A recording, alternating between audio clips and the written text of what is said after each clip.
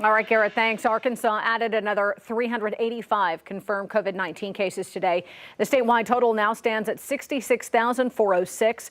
114 more positive antigen cases were also added, of 699 tested. Active cases in the state have gone down by 286 to 5,558 active cases, and 2 more people are in the hospital for a total of 411. 11 more Kansans have died from the virus. A total of 928 deaths have been reported in the state. 660 more people have recovered. That total is now nearly 60,000. The governor did announce today that the state will increase testing. The Arkansas Department of Health will be teaming up with Baptist Health to increase the state's testing capacity by 20%. The governor says this, in addition, will add to the state's ability to do adequate testing in the state.